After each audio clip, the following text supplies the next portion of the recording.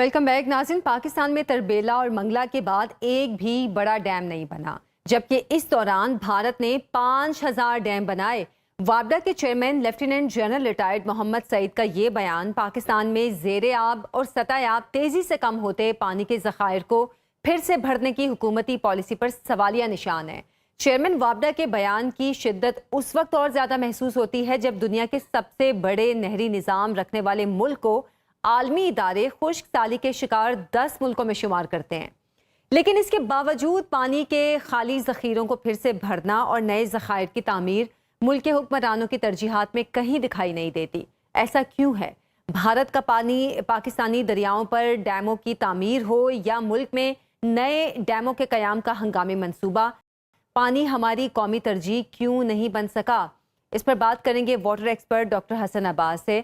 Doctor Hasan Abbas, सरकारी तौर पर पानी को पाकिस्तान की लाइफलाइन तो कहा जाता है। अगर वाकई ऐसा है तो फिर पाकिस्तान खुश्क साली के सबसे ज्यादा शिकार 10 मुल्कों में शामिल क्यों है? क्या हम अपनी लाइफलाइन को बचाने में नाकाम रहे हैं? नहीं जी, पाकिस्तान बिल्कुल भी खुश्क साली का शिकार नहीं है। पाकिस्तान में बहुत पानी है और ये जो रिपोर्ट्स हैं इनको ज़रा मेरे ख्याल में हम जैसे वो कोई रिपोर्ट लिखता है हम आंखें बंद करके उस पर यकीन कर लेते हैं, जिसकी मेन वजह यह है कि हमारे पास खुद इस किस्म की जो है ना कोई सरकारी तौर पे और हमारे महकमों में इस तरह की एक्सपर्टीज़ नहीं है कि जब कोई ऐसी रिपोर्ट लिखता है तो हम उसको थोड़ा सा क्वेश्चन करें, उसको चैलेंज करें, उसको समझाएं कि भाई एक मुल्क कैसे खुश्क साली का शिकार हो सकता है, कैसे उसमें से पानी खत्म हो सकता है। हर साल मानसून भी हो रहा है, हर साल ग्लेशियर भी पिघल रहे हैं, हमारे दरिया भी चल रहे हैं, नहरों में पानी भी जा रहा है। आज से जो है वो 60-70 साल पहले भी तकरीबन 100 मिलियन एकड़ फुट के करीब पानी आपका नहरी निज़ाम में जाता था। आज भी 100 मिलियन एकड़ फुट के करीब पानी आपका नहरी निज़ाम में जा रहा है। तो मसला कहाँ पे पैदा हुआ है? और ये जो रिपोर्टें इस तरह की लिखी जाती हैं, ये बस वो एक हाइप क्रिएट हो जाती है। कोई बैठ के एयर कंडीशन दफ्तरों में बैठ के रिपोर्टें लिख देता है जिनको ज़मीनी हकायक का बिल्कुल इल्म नहीं होता। तो ये इन रिपोर्ट्स के ऊपर बहुत बड़ा क्वेश्चन मार्क बनता है जिस जिस तरीके से ये रिपोर्ट्स लिखी जाती हैं। और यानी आप कह रहे हैं कि ये सिर्फ अंदाजों से रिपोर्ट्स लिखी जा रही हैं? जी देखिए, इनके पीछे बहुत बड़े बड़े वो चीज़ें कारफरमा होती हैं। कुछ रिपोर्ट्स इस तरह से लिखवाई जाती हैं कि बहुत से जो इन्वेस्टर्स हैं जो ठेके लेना चाहते हैं, खुसूसन मेगा प्रोजेक्ट्स लेना चाहते हैं, वो इस तरह की कोई रिपोर्ट लिखवाते हैं, किसी इदारे को 4 पैसे देते हैं, वो रिपोर्ट लिख देता है। हमें पता है ये इधर ये एक ज़हर आलूद झील बन गई थी सिंध में, जो कि कोल माइनिंग की वजह से बनी थी। अच्छा। तो उसके ऊपर आके एक बड़ा आलमी इदारा था, उसने वो उनसे कोल माइन वालों से पैसे लेके तो लिख दिया कि जनाब ये तो बड़ा परिंदों का हैबिटेट बन गया।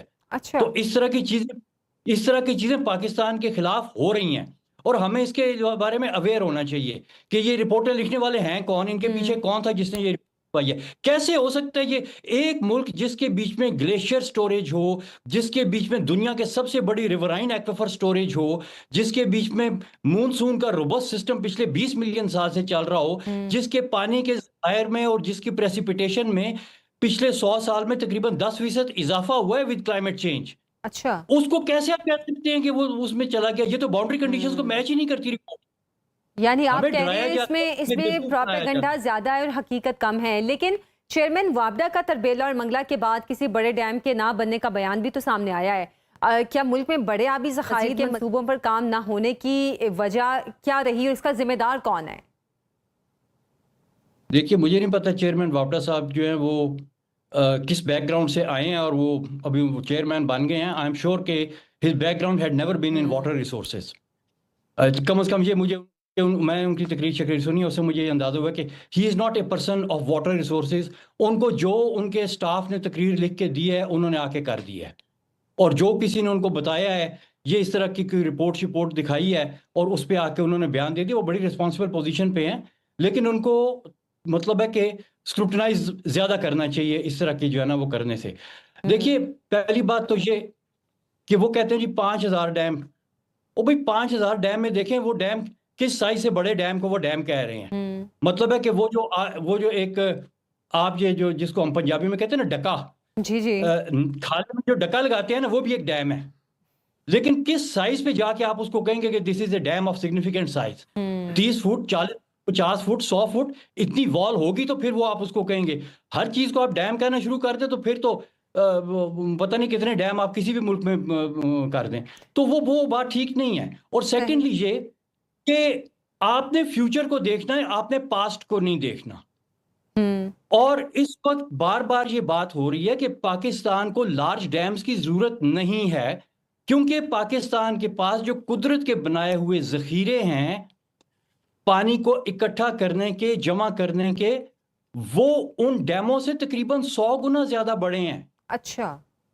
अच्छा है कि हमने नहीं बनाए वो डैम। डैम से एनवायरनमेंट खराब होता है, डैम सिल्टअप हो जाते हैं, उनकी लिमिटेड लाइफ होती है। उस सिल्टअप होने की वजह से नीचे आपका डेल्टा तबाह होता है, उससे आपका एनवायरमेंटल डिग्रेडेशन और डाउनस्ट्रीम लोगों की ह्यूमन राइट्स वायलेशन होती है। अपस्ट्रीम और डाउनस्ट्रीम में लड़ाई होती है। डैम हमेशा अपस्ट्रीम और डाउनस्ट्रीम कम्युनिटीज में लड़ाई का बायस बनते हैं। हमें इस वक्त जितनी कौमी यकजहती की और हमाहंगी की जरूरत है, इससे पहले हमारी तारीख में कभी इतनी जरूरत नहीं थी। हम क्यों इस तरह के प्रोजेक्ट्स की तरफ जाते हैं जो हमें नेशनल लेवल के ऊपर ब्रेक करते हैं अपस्ट्रीम और डाउनस्ट्रीम कम्युनिटी, जबकि उसके ऑल्टरनेट सॉल्यूशन मौजूद हैं। और मौजूद इस तरह से हैं वो सॉल्यूशन कि आपके पास एक्विफर में स्टोरेज है, आपके चलते हुए दरिया हैं, इनके नीचे रेत है। इस रेत के नीचे हमारी एक बहुत ही डिटेल्ड साइंटिफिक स्टडी हुई है, उस पर हमने अंदाजा किया है कि एक मोहतात अंदाजे के मुताबिक इस रेत के नीचे 500 मिलियन एकड़ फुट पानी है जो कि ड्रिंकिंग क्वालिटी का है और वो यूज नहीं हो रहा, और उसका नेचुरल रिचार्ज है। हर मॉनसून का फ्लड उसको रिचार्ज करता है और कुदरती तौर पे करता है। अगर आप अपने यूजर को उस रिसोर्स के साथ कनेक्ट करना शुरू कर दें तो वो रिसोर्स जो है वो आपका ये पेशावर से लेके और लाहौर से लेके जेलम और गुजरात से लेके तो all the way to Karachi पूरे आपके लैंडस्केप में। कनेक्ट करने का फिर तरीका क्या है? क्या कोई ऐसी मशीनरी की जरूरत होती है? करने का तरीका जी, जिस रिपोर्ट का मैंने जिक्र किया है उसमें उसको लिंक करने की तमाम टेक्नोलॉजी का जिक्र है। उसके लिए हॉरिजॉन्टल कलेक्टर वेल्स लगते हैं। आजकल सोलर पावर आ गई है, आपको फालतू एनर्जी जो है वो ग्रिड से निकालने की जरूरत नहीं है, सोलर पावर पे वो वेल्स चलते हैं। पाइप्स के जरिए पानी फार्मर को भी मिलता है और क्लीन पानी मिलता है। इसी तरह से शहरों को भी मिलता है, लोगों के घरों में भी मिलता है, इंडस्ट्रीज में भी जाता है। और ये इतना बड़ा रिसोर्स है कि आपकी इंटरमिटेंसी खत्म हो जाती है। ऊपर से चाहे इंडिया पानी रोके चाहे इंडिया पानी छोड़े, आपको फर्क नहीं पड़ता, क्योंकि आप 500 मिलियन एकड़ फुट की स्टोरेज में से पानी निकाल रहे हैं जो कभी खत्म नहीं हो सकता। जब इंडिया नहीं रोकेगा पानी, कितनी देर तक नहीं रोकेगा? जब डैम भर जाएंगे तो उसको छोड़ना पड़ेगा, जब उसने बिजली बनानी है तो उसको पानी छोड़ना पड़ेगा। जब वो पानी छोड़ेगा, और वो जो एक बात कर रहे हैं कि इंडिया जो है वो हमारा पानी तो नहीं रोक सकता, उसके टाइमिंग्स को चेंज कर सकता है। तो टाइमिंग्स को के चेंज होने से हमें सिर्फ उस वक्त फर्क पड़ता है जब हम सरफेस वाटर के ऊपर डिपेंड कर रहे हो। हम अपनी डिपेंडेंस सरफेस वाटर से खत्म करके इस ग्राउंड वाटर एक्विफर के ऊपर ले आए तो इंडिया जितना मर्जी उसको सरफेस वाटर को डिस्टर्ब करता रहे, हमें उससे कोई फर्क नहीं पड़ता। हमें ना फ्लडिंग से फर्क पड़ेगा ना ड्राउट से फर्क पड़ेगा। यानी जब आप, भी पानी आप ये कहना चाह रहे हैं डॉक्टर हसन कि अगर इंडिया डैम्स पर डैम्स बना रहा है तो वो जो जमीन का एक स्ट्रक्चर है, अर्जियाती स्ट्रक्चर जो है वो उसको मुतासिर कर रहा है या फिर एटमॉस्फेयर को खराब कर रहा है। पाकिस्तान को इस किस्म के किसी भी डैम की जरूरत नहीं है? जी नहीं है हमें। देखिए ना, जब आपके पास 500 मिलियन एकड़ फुट की स्टोरेज आ गई तो आप जितने मर्जी डैम बना लें जो आप बना सकते हैं। आप इस वक्त अगर आप 13 पे हैं तो आप बहुत ज्यादा आपने छांग लगाई तो आप 30 पे चले जाएंगे। अच्छा, इधर 500 का बना बनाया सिस्टम है आपके पास, आप उसको क्यों नहीं इस्तेमाल करते? आप कौन सी सदी में रह रहे हैं? अभी भी आप वही 1950 वाली जो है ना सोच, 1950 वाले मॉडल, 1950 वाले कॉन्सेप्ट उसके ऊपर चल रहे हैं। भाई निकल आए उस चीज से, अपने एक्विफर को समझे, अपने सिस्टम को समझे, अपने दरिया को समझे। इंडस जैसा अमेजिंग रिवर सिस्टम दुनिया में कोई नहीं है और आप कह रहे हैं कि आप मर चले। सही। अच्छा डॉक्टर हसन, नीलम जेहलम पावर प्रोजेक्ट अर्जियाती तहफ़्फ़ुज़ात के बावजूद तामीर किया गया और नतीजतन सस्ती बिजली का जो मंसूबा 2028 तक मरम्मत के लिए वो बंद पड़ा हुआ है। अब नाइगिस डैम की तामीराती फर्म की जाली बैंक गारंटी की वजह से भी मुल्क को 23 अरब का नुकसान हुआ है। इतनी संगीन गफलतें, क्या कोई कानूनी, इंतजामी या मॉनिटरिंग का कोई बैरियर भी मौजूद नहीं है? देखिए, ये तो आप किसी हुकूमत वाले से पूछें, ये तो आप उन इदारों से के हेड से पूछें जो इन प्रोजेक्ट्स के रिस्पॉन्सिबल थे, और उन इदारों से पूछें जो इनकी ऑडिटिंग करते हैं उन इदारों से पूछें। मुझे तो सिर्फ इतना पता है कि नीलम झेलम वॉज टेक्निकली फ्लॉड जो है वो मंसूबा था। फॉल्ट लाइंस बीच में आपने वो फॉल्ट लाइन के ऊपर आपने एक डैम बनाया है, और जो आपकी जो 2 नीचे आपने टनल्स बनाई थी वो भी मूविंग माउंटेन्स के नीचे से, शेकिंग माउंटेन्स के नीचे से गुजर रही थी। आपने 2 टनल्स बनाई थी उसके बीच में 30-30 किलोमीटर की, वो ऊपर वाली भी टूट गई हेड रेस्ट टनल, और नीचे वाली भी टूट गई टेल रेस्ट टनल, और वो मंसूबा बंद पड़ा हुआ है। और उस पर क्या सस्ती बिजली बननी थी, वो तकरीबन टैक्स पेयर को उसके $10 बिलियन पे करने पड़े विद मतलब है कि मंसूबे की कॉस्ट और उसके ऊपर जो मार्कअप आपने देना, तकरीबन 10 अरब डॉलर का ये हमें नुकसान हुआ, और उससे हमें बिजली नहीं मिल रही। अगर मिलती भी तो ये बिजली बहुत महंगी थी, क्योंकि इतने महंगे प्रोजेक्ट करके आप जितनी सी बिजली बनाते थे उससे वो मेरे ख्याल में जो ग्रिड में जो यूजर एंड के ऊपर बिजली पहुंच रही वो 450 मेगावाट पहुंच रही थी। अच्छा, तो वो एक बहुत ही महंगा मंसूबा था। उसके मुकाबले में अगेन मैं वही बात करता हूं कि ये पुराने 1950s के मॉडल हैं। आप सोलर के ऊपर क्यों नहीं इन्वेस्ट करते, जो इस वक्त हाइड्रो पावर से 100 गुना सस्ता है। सही। अच्छा डॉक्टर हसन, कुछ सालों में जो गैर मामूली बारिशें पाकिस्तान को फेस करना पड़ रही हैं, जिससे सैलाब भी ज़्यादा आ रहे हैं, आपसे जानना चाहूँगी कि क्या ये जो सैलाब आ रहे हैं इससे पाकिस्तान की जो वाटर एक रिक्वायरमेंट है, जो नीड है, क्या अगर हम इस पानी को स्टोरेज करते हैं तो वो पूरी नहीं होगी? क्योंकि जिस तेज़ी से गर्मी बढ़ रही है, जिस तेज़ी से वेदर चेंज हो रहा है, पाकिस्तान को कहीं ना कहीं तो स्टोरेज करने की ज़रूरत है ना। तो क्या जो सैलाब इतनी तेजी से आ रहे हैं, इस सैलाब के पानी को स्टोरेज करने से पाकिस्तान का फायदा नहीं होगा?